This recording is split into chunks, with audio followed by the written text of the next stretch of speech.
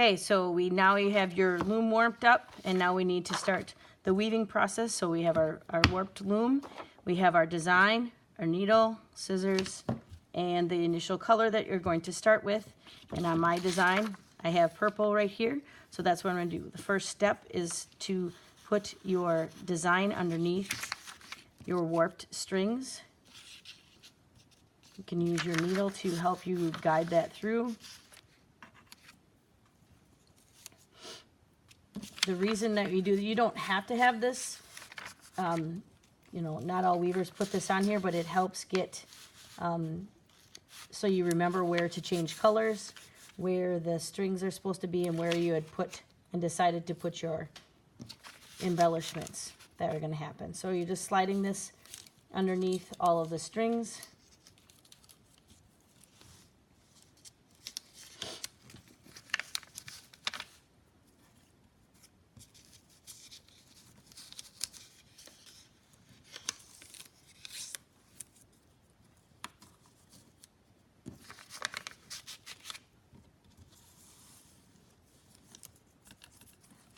Get that over there.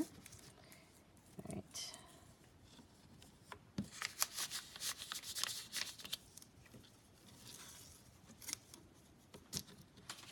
Okay, so now I have my design underneath my strings. Now I know where I can start. I'm going to push it here. So I'm going to take off probably, I would say about an arm's length of the warp. So my full wingspan, I cut a piece. Now there is no knot tying in weaving. You will use your needle. This is how you thread your needle. So a pretty big eyelet's pretty easy to do. You will fold it over so you have a short tail, and then you have this long, the long piece. Now we don't start at the outside edge, because if you start at the outside edge, you have this little piece in the middle that you won't be able to tuck back in. So we're going to start here, kind of in a little bit. I'm going to go, and the weaving process is really simple. It's under, over, under, over, under, over. The one thing you have to be careful of when you start is not to pull it all the way through. So you pull that through here, grab this part of the tail together, and you're going to hold this out. I'm just going to pull this through right here, and I'm going to leave this tail about 2 inches long so I have something to pull through when I'm all done. And then I go back. Now the one thing you have to be careful of is I went under this last one, so I need to go over this next one. So that's where you got to make sure you're continuing. So it's over, under, just back and forth. And in these initial first at least 5 rows, and again, I set that down so that I can carefully pull it through. I hold on to this side so I don't pull it all the way out and I lose this tail right here. So I want to put here, and I'm just using my fingers to try and make it go straight. I don't want to make sure I lose this one. Now this is the other tricky part. Now I've come to the end and it's over. So in order to go back this way, because we go back and forth, I take this. Now I have to go under this one. Otherwise, if I went over it, I would just pull out everything I just did. So I go under it, over, under, over, and just going back and forth and alternating between the two. I go over 4 or 5 strings, pull it through here, and again, I always hold it with my opposite hand so that I don't accidentally pull it all the way out. Now, you want to be careful here, and if you have it at an angle, and when you start pushing it down, if you start from this end and push it down so that it's straight, you won't end up, because your goal is to keep these outside edges as straight as possible. So now I have successfully gone through, and I've got those overlapped each other, and this will tighten up and straighten out as we weave. So now this last one I went under it, so I need to go over, under, over. So I just keep alternating back and forth. And again, pulling it through here, holding with my other hand so that I don't pull it too tight. I hold down here, leaving it at an angle, starting at the opposite side, and use my fingers to push it down. And again, it's over, under, and then we'll go back through. Again, holding my finger, pull this through at an angle, and start here. Now I'm at the first side over here because I started here in the middle. And now I'm at the outside edge again, So this is over, so I need to go under. I need to make sure I'm going opposite or it won't catch. And I'll just pull out everything I just did.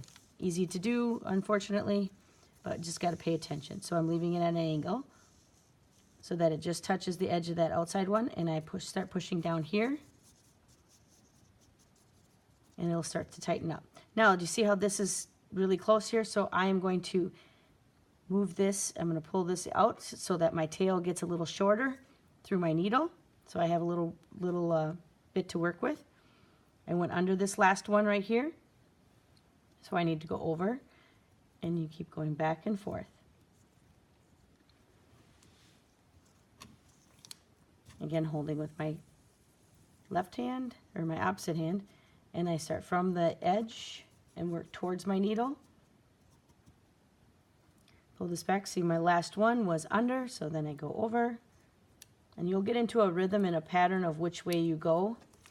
Like holding it, I put that on the edge, go up at an angle so that I'm able to do this. It will help you keep your edges nice and straight. And again, I went over this last one, so then I go under here, back and forth. Now, I will not have enough string here to do my whole, the 10 rows that I want to have to start and establish. So again, I'm shortening up my tail, went under, going over again. So I will show you how you start. The key with starting a new piece of string, because you do not want to go through and try and do the whole string at one time. In doing that, you will end up with more of a mess than it will help you. You will need to go over and under the same string so that you are catching it. So again, end it on the outside, over top, so then I come back through. You can see how some of the strings are starting to get used to, and they're pulling together. Again, I lay that on the corner, starting from the outside, working towards my needle, and I'm packing those down so that they're nice and straight. And you can see how they're starting to straighten out. Shorten up my tail, going under, now I'm going over.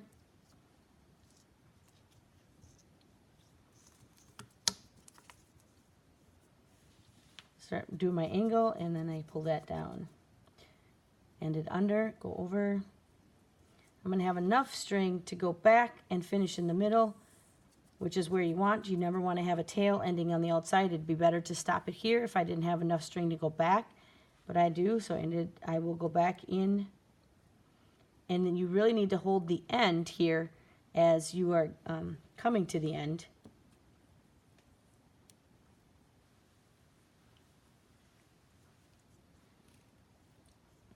And what's different about this is I'm going to pull this all the way out at an angle here, leaving it on the edge, starting here, pushing this down. This is too short to kind of go back and forth.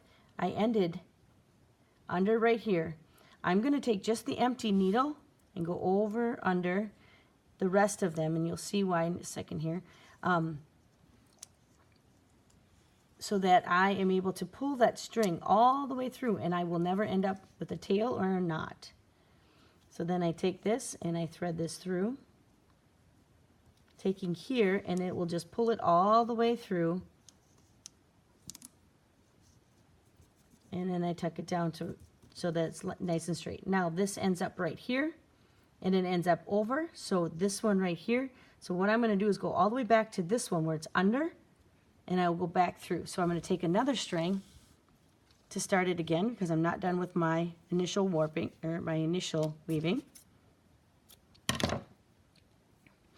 And starting right where I left off, which was under here, I have my string, my needle warped, or excuse me, threaded.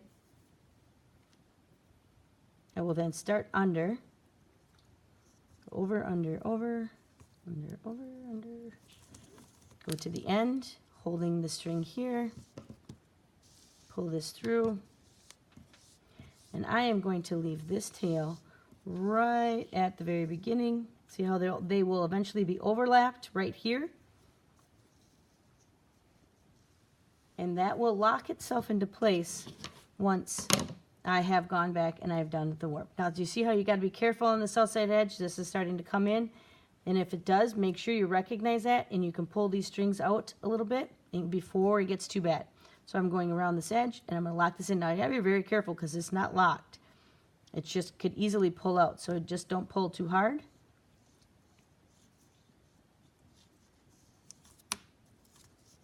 Grab that right there. I'm going to pull this up at an angle, being very careful, giving myself a little bit of leeway right here so that I can pull this down.